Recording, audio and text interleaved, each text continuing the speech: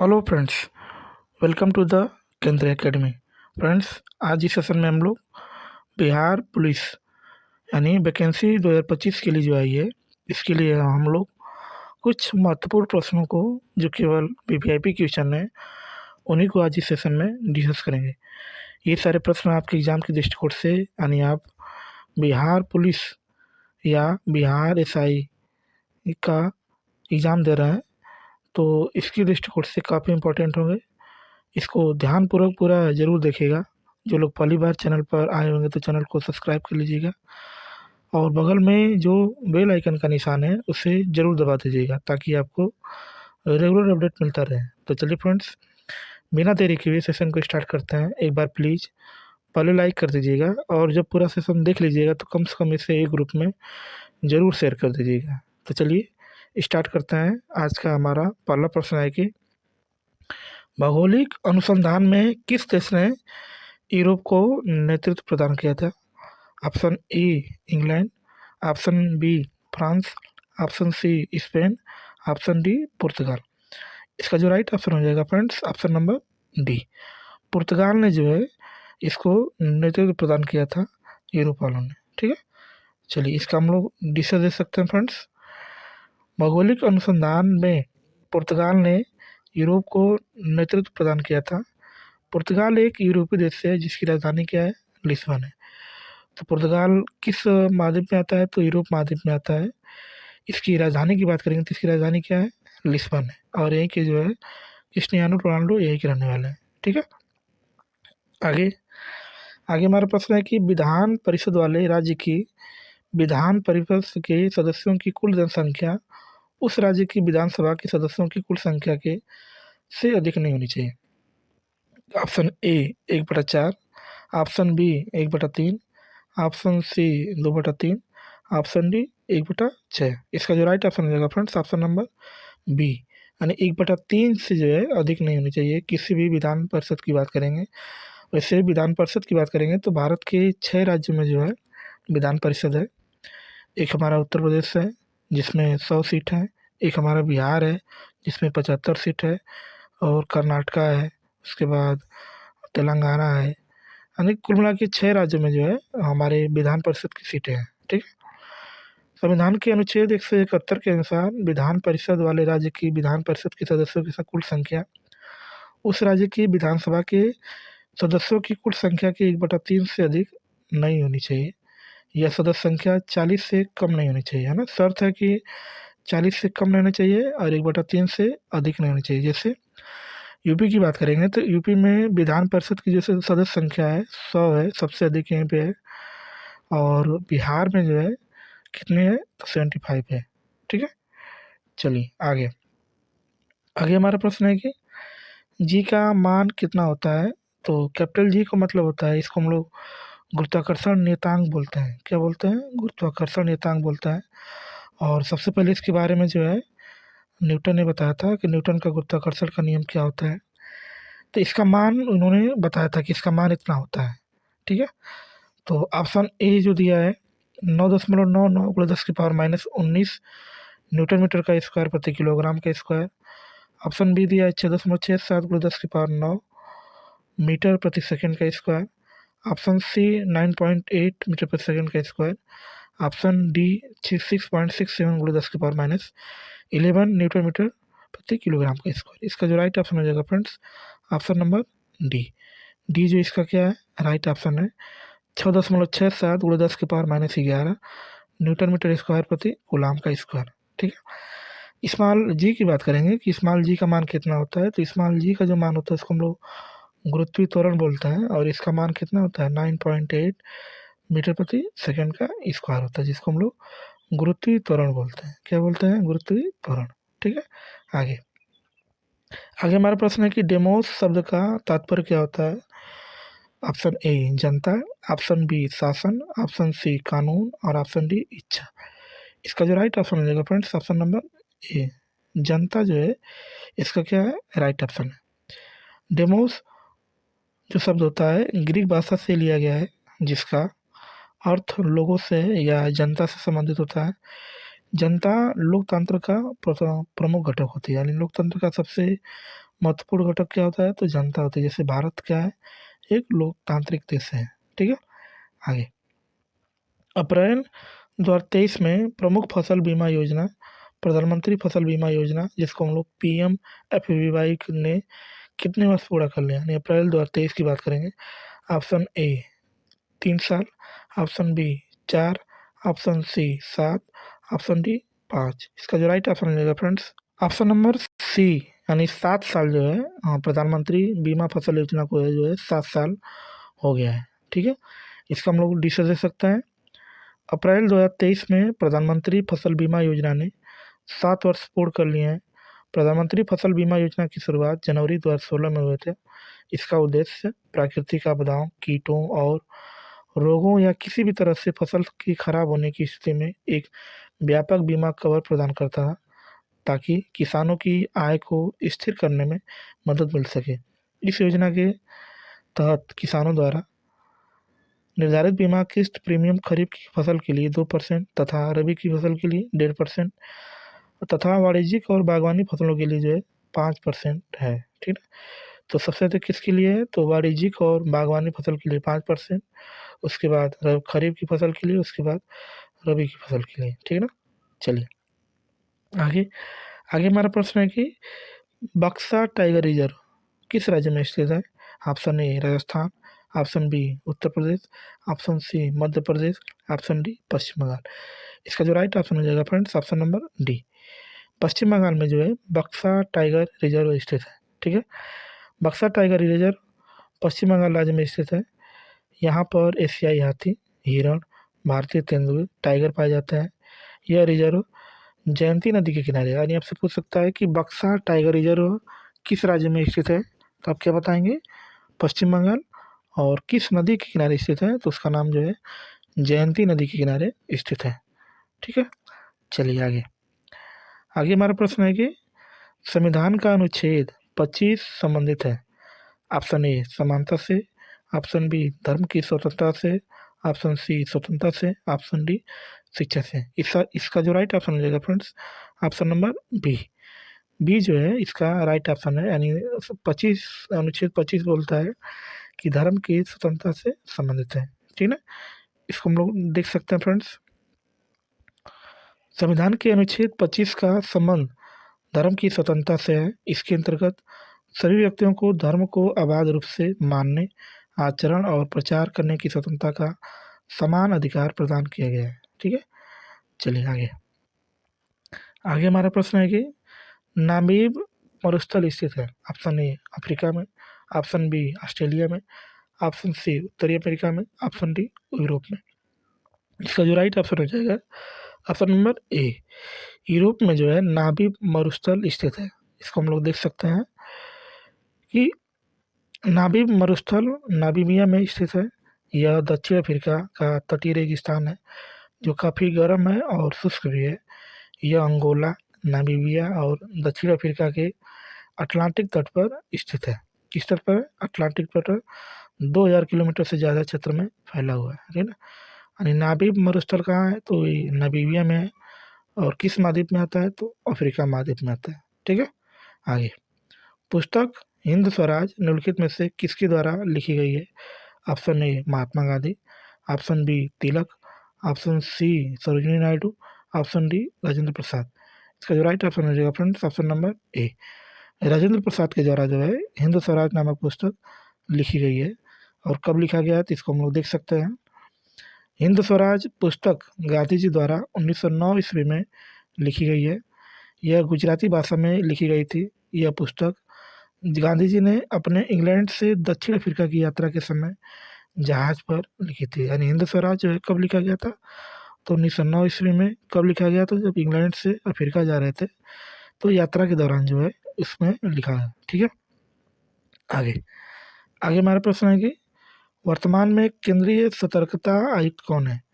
PK Srivastava, option B Neetu Virak Arora, option C Gaurav Sharma, option D Arvind Kumar. इसका हम लोग ऑप्शन जो है ए सही है, यानी श्री PK श्रीवास्तव जो है CBC इस समय है। ठीक है, इसका हम लोग डिस्कस देख सकते हैं। वर्तमान में भारत के केंद्रीय सतर्कता आयुक्त श्री पी.के. श्रीवास्तव हैं। इन्हें भारत के राष्ट्रपति श्रीमती द्रौपदी मुर्मू ने 29 मई 2023 को इस पद की शपथ दिलाई।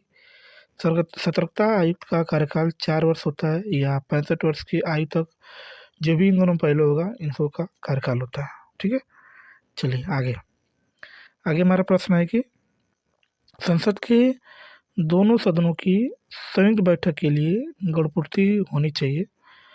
दोनों सदनों की कुल सदस्य संख्या का 1/5, दोनों सदनों की कुल सदस्य संख्या का 1/8, दोनों सदनों की कुल सदस्य संख्या का 1/10, दोनों सदनों की कुल सदस्य संख्या का 1/12। इसका जो राइट ऑप्शन हो जाएगा फ्रेंड्स, ऑप्शन नंबर सी जो इसका क्या है राइट ऑप्शन है। दोनों सदनों की कुल सदस्य संख्या का 1/10 होना चाहिए। ठीक है, इसका हम लोग देख सकते हैं। संसद के दोनों सदनों की संयुक्त बैठक के लिए गणपूर्ति दोनों सदनों की कुल सदस्य संख्या का 1/10 होना चाहिए। संयुक्त बैठक की स्थिति तब उत्पन्न होती है जब संसद के दोनों सदन किसी सामान्य विधेयक को पारित करने में असफल होते हैं और गतिरोध की स्थिति उत्पन्न होती है। इस गतिरोध को तोड़ने के लिए राष्ट्रपति संयुक्त बैठक बुलाते हैं। इस संयुक्त अधिवेशन का जो अध्यक्ष होता है वो हमारा क्या होता है, लोकसभा स्पीकर होता है। ठीक है, चलिए आगे हमारा प्रश्न है कि भारत में प्रतिवर्ष आर्थिक सर्वेक्षण कौन प्रकाशित करता है? वित्त मंत्रालय, भारत सरकार, भारतीय रिजर्व बैंक, योजना आयोग और नीति आयोग। इसका जो राइट ऑप्शन हो जाएगा फ्रेंड्स, ऑप्शन नंबर ए। ऑप्शन नंबर ए इसका क्या है राइट ऑप्शन है।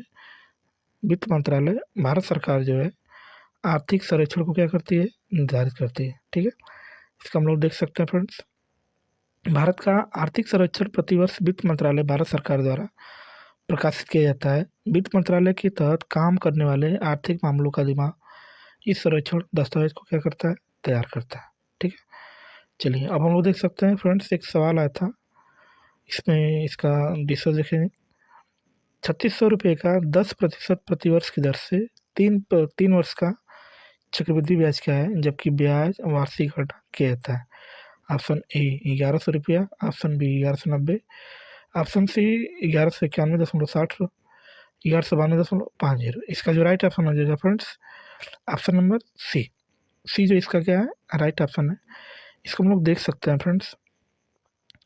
सबसे पहले देखेंगे कि इसमें क्या क्या दिया है। तो इसमें जो मूलधन दिया है जिसको हम लोग पी से दिखाते हैं, कितना दिया है 3600 रुपया, दर कितना दिया है 10%, समय कितना दिया है 3 वर्ष दिया है। तो सबसे पहले हम लोग चक्रवृद्धि मिश्र धन ज्ञात करेंगे जिसको हम लोग ए से दिखाते हैं, और ए का सूत्र होता है पी प्लस कोष्टक में r/100 की पावर क्या होता है, टी होता है। टी का मतलब टाइम होता है। पी यहाँ पे 3600 दिया है, 1 हो जाएगा।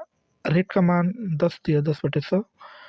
जब आप इसको हल करेंगे तो यहाँ पर जो मान आएगा इसको काटेंगे तो 4791.6 आएगा रुपया। लेकिन ब्याज पूछा है तो ब्याज बराबर होता है, चक्रवृद्धि ब्याज बराबर होता है चक्रवृद्धि मिश्र धन माइनस क्या होता है, मूलधन होता है। तो जब घटाएंगे तो 1191.6 आएगा। ठीक है, चलिए आगे हमारा प्रश्न है कि संसाधन जो वर्षों के उपभोग से समाप्त हो जाते हैं उन्हें कहते हैं नवीकरणीय, अनवीकरणीय, संरक्षित और आरक्षित। इसका जो राइट ऑप्शन हो जाएगा फ्रेंड्स, ऑप्शन नंबर बी।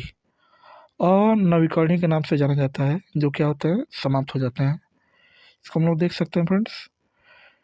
वे संसाधन जो वर्षों के उपभोग से समाप्त हो जाते हैं उन्हें अनवीकरणीय संसाधन कहते हैं। जैसे पेट्रोल, कोयला, इन सब का समापन किसी न किसी दिन हो जाएगा। इन्हें अनवीकरणीय संसाधनों के अंतर्गत रखा जाता है। लेकिन नवीकरणीय में क्या क्या आता है, तो जो जिसका समापन नहीं होता है, जैसे वायु हो जाएगा, जल हो जाएगा, इस सब का समापन नहीं हो सकता है। ठीक है, आगे हमारा प्रश्न है कि जीवों के परिरक्षित अवशेष कहलाते हैं। ऑप्शन ए जीवाश्म, ऑप्शन बी चट्टान, ऑप्शन सी अवसाद और ऑप्शन डी है ये सभी। इसका जो राइट ऑप्शन हो जाएगा फ्रेंड्स, ऑप्शन नंबर ए इसका क्या है राइट ऑप्शन है। इसका हम लोग डिस्कस दे सकते हैं। पृथ्वी पर किसी समय जीवित रहने वाले अति प्राचीन सजीवों के परिरक्षित अवशेषों या उनके द्वारा चट्टानों में छोड़ी गई छाया को जो पृथ्वी की सतहों या चट्टानों की परतों में सुरक्षित होते हैं या पाए जाते हैं, उन्हें क्या बोलते हैं हम लोग? जीवाश्म बोलते हैं। ठीक है, तो जीवों के परिरक्षित अवशेष को हम लोग क्या बोलते हैं? जीवाश्म। ठीक है, चलिए आगे। आगे हमारा प्रश्न है, बाबू जगजीवन राम छात्रावास योजना, जिसको BJRCY कहते हैं, का संबंध विद्यार्थियों के लिए छात्रावास निर्माण से है। Option A OBC, option B SC, option C ST और ऑप्शन जो डी है EWS। OBC का मतलब होता है अति पिछड़ा वर्ग होता है, SC का मतलब होता है अनुसूचित जाति होती है, और ST का मतलब होता है अनुसूचित जनजाति होती है, और EWS का मतलब होता है कि जो आर्थिक रूप से कमजोर सामान्य वर्ग में होते हैं, उसको EWS में रखा जाता है। तो इसका जो राइट ऑप्शन हो जाएगा फ्रेंड्स, ऑप्शन नंबर बी इसका क्या है? राइट ऑप्शन है। ठीक है, इसको हम लोग देख सकते हैं फ्रेंड्स। बाबू जगजीवन राम छात्रावास योजना का संबंध अनुसूचित जाति के विद्यार्थियों के लिए छात्रावास निर्माण से है। इस योजना का उद्देश्य अनुसूचित जाति के विद्यार्थियों को गुणवत्तापूर्ण शिक्षा प्रदान करने के लिए समर्थ बनाना है और उन्हें प्रोत्साहित करना है। उन्हें क्या करना है? प्रोत्साहित करना है। ठीक है, चलिए आगे। कौन सी भारतीय कंपनी बहुराष्ट्रीय निगम नहीं है? Option A BSNL, option B Tata motors, option C Ranbaxy, option D Asian Paints. इसका जो राइट ऑप्शन हो जाएगा friends, option number A. BSNL जो है भारतीय कंपनी जो है बहुराष्ट्रीय निगम नहीं है। क्यों नहीं है? तो इसको हम लोग देख सकते हैं। एक ऐसी कंपनी जो एक समय में एक से अधिक देशों में पंजीकृत रहकर अपना कारोबार करती है, बहुराष्ट्रीय निगम यानी इसको MNC कहलाती है। दिए गए विकल्पों में से BSNL एक बहुराष्ट्रीय निगम नहीं है। BSNL एक भारत की सार्वजनिक क्षेत्र की दूरसंचार कंपनी है। ठीक है, तो BSNL सिर्फ भारत में ही है, अन्य देशों में कारोबार नहीं कर पाती है, इसलिए यह जो है कंपनी नहीं है, बहुराष्ट्रीय कंपनी नहीं है। ठीक है, आगे आगे हमारा प्रश्न है कि भारत के स्वदेशी लाइट कॉम्बैट एयरक्राफ्ट तेजस ने अपनी हथियार क्षमता में 5वीं जनरेशन की air to air combat missile को जोड़ा है। ऑप्शन ए पृथ्वी-1, option B Python 5, option C अग्नि-1, ऑप्शन डी शौर्य। इसका जो राइट ऑप्शन हो जाएगा फ्रेंड्स, ऑप्शन नंबर बी जो इसका क्या है? राइट ऑप्शन है, यानी इसको क्या किया है? Air to air combat missile को जोड़ा है। इसको हम लोग देख सकते हैं फ्रेंड्स। भारत की स्वदेशी लाइट कॉम्बैट एयरक्राफ्ट तेजस ने अपनी हथियार क्षमता में 5वीं जनरेशन की Python 5 air to air combat missile को जोड़ा है। ठीक है, आगे चलिए आगे देखते हैं। आगे हमारा प्रश्न है कि बिहार के कौन से राज्यपाल भारत के राष्ट्रपति बने थे? ऑप्शन ए प्रतिमा पाटिल, और option B Pranab Mukherjee, option C APJ Abdul Kalam, option D Ramnath Kovind. इसका जो राइट ऑप्शन हो जाएगा फ्रेंड्स, ऑप्शन नंबर डी। जो बिहार के जो राज्यपाल थे उस समय रामनाथ कोविंद, इनको जो है भारत का राष्ट्रपति बनाया गया था। ठीक है, और ये 26वें क्रम के राज्यपाल थे बिहार के। ठीक है, इसको हम लोग देख सकते हैं फ्रेंड्स। बिहार राज्य के 26वें राज्यपाल रामनाथ कोविंद ने भारत के 14वें राष्ट्रपति के रूप में कार्य किया। रामनाथ कोविंद का जन्म उत्तर प्रदेश के कानपुर में हुआ था। हाल ही में उन्हें वन नेशन वन इलेक्शन कार्यक्रम समिति का अध्यक्ष नियुक्त किया गया। ठीक है, तो इस समय जो है भारत की राष्ट्रपति जो है महामहिम द्रौपदी मुर्मू है, जो भारत की 15वें राष्ट्रपति के रूप में हैं।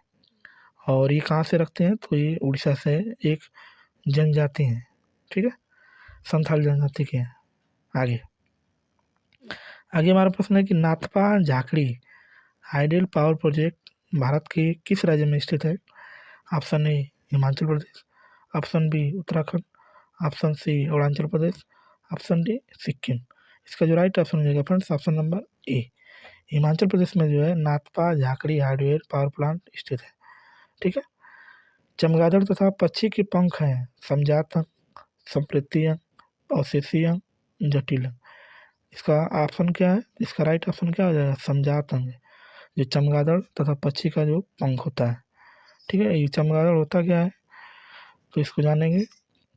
चमगादड़ और पक्षी के पंख समजात अंग के उदाहरण है, अर्थात उनकी विकासवादी उत्पत्ति अलग अलग है, लेकिन उनके कार्यों में क्या होती है?